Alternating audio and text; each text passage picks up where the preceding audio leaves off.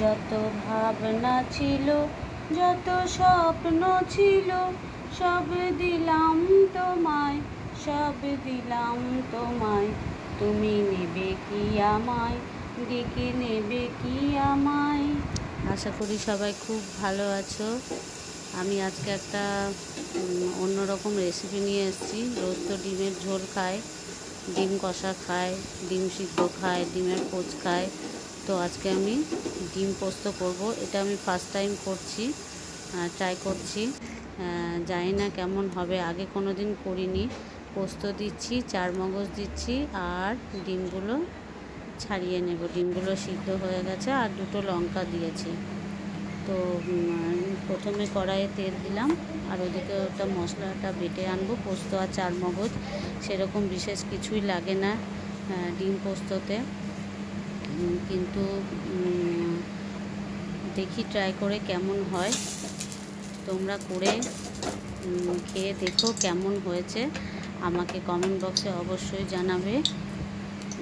সাদা তেল দিয়েছি কড়াইয়ে, ডিমগুলোকে ছাড়িয়ে ভেজে নিচ্ছি। সাদা তেল দিয়ে ভাজছি, জাস্ট শুধু ভেজে নেব, আর ডিমগুলোতে হলুদ টলুদ কিছুই দেবো না।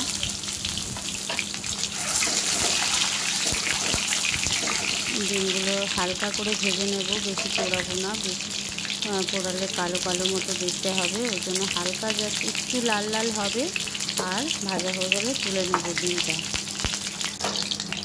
ডিমটাও ভাজা হয়ে গেছে। আমি এবারে কড়াইয়ে একে একে গ্রেভির জন্য যে মশলাগুলো সেগুলো দেব। প্রথমে একটা শুকনো লঙ্কা দিলাম,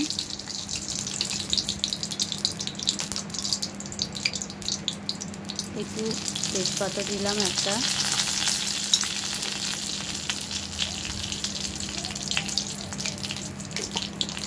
তেজপাতা দিলাম, আর গোটা জিরে দিলাম। আমি টমেটো আর পেঁয়াজ আর লঙ্কা কেটে রেখেছি, যেটা দিয়ে তোমার আর এই যে গোটা টমেটোগুলো দেখছো, এগুলো আমার গাছের টমেটো, একদম ছোটো ছোটো, ওগুলো গোটাই আমি ব্যবহার করব। তো টমেটো আর পেঁয়াজটা যেমন চিলি চিকেনের আমরা কাটি পেঁয়াজ আর টমেটোগুলো, সেগুলো সেই রকম ছাড়িয়ে ছাড়িয়ে নিয়েছি, পাতাগুলো খুলে খুলে নিয়েছি পেঁয়াজে। তো গোটা টমেটোগুলোও দিয়ে নিলাম। এবারে ওটা একটু টমেটো আর পেঁয়াজটা একটু নরম হবে সেরকম ভাজতে দিলাম। একটু ভাজা হলে তারপরে এবারে সামান্য কিছু কিছু মশলা দেব, যেগুলো মশলার মধ্যে থাকছে তোমার আদা বাটা তো দেবই, মশলার মধ্যে থাকছে একটু সামান্য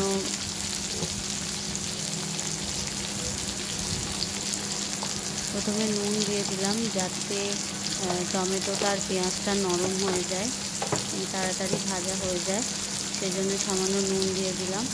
আর ধনে গুঁড়ো দিচ্ছি এটাতে, ধনে গুঁড়ো দিলাম সামান্য, ওই 1 চামচ মতো ধনে গুঁড়ো দিলাম, আর সামান্য একটু চিনি দিয়ে দিলাম।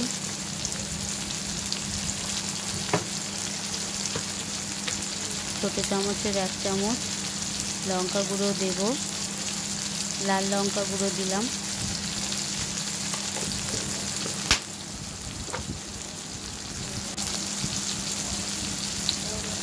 সামান্য একটু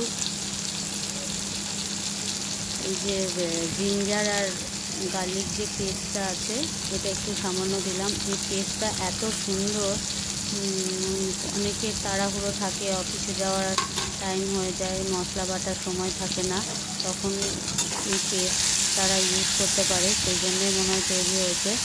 তো আমি এই পেস্টটা, জিঞ্জার আর গার্লিক পেস্টটা ইউজ করলাম এখানে। এত সুন্দর গন্ধ বেরোয়, খুব ভালো লাগে খেতে, রান্নাতে দিলে মাছের ঝোলে বিশেষ করে খুব সুন্দর লাগে, গন্ধটা খুব সুন্দর বেরোয়। তো আমি এখানে ওটা ইউজ করলাম, আদা আর জিঞ্জার পেস্টটা। সামান্য একটু এবারে জল দেবে, একটু সামান্য জল দিয়ে গ্রেভিটা একটুখানি করব, তারপরে যে পোস্ত আর চারমগজটা বেটেছি সেটা দেবো। একটু যখন এটা ফুটে উঠবে তখন ওটা দেবো। এই যে এটা বেটে রেখেছি, এটা দিয়ে দিলাম। এতটা লাগবে না মনে হয়, সেজন্য দিলাম না, বেশি গ্রেভি হয়ে যাবে। একটু ফুটে উঠলে ডিমগুলো দেবো। এই তোমরা এর সাথে যদি কেউ বেশি ঝাল খেতে চাও তাহলে কাঁচা লঙ্কা চিড়েও দিতে পারো, আবার লাল লঙ্কা গুঁড়ো সেটাও একটু পরিমাণে বেশি বাড়িয়ে দিতে পারো। আমি বেশি ঝাল দেবো না, ওই জন্য কম করে লঙ্কা গুঁড়োটা দিয়েছি।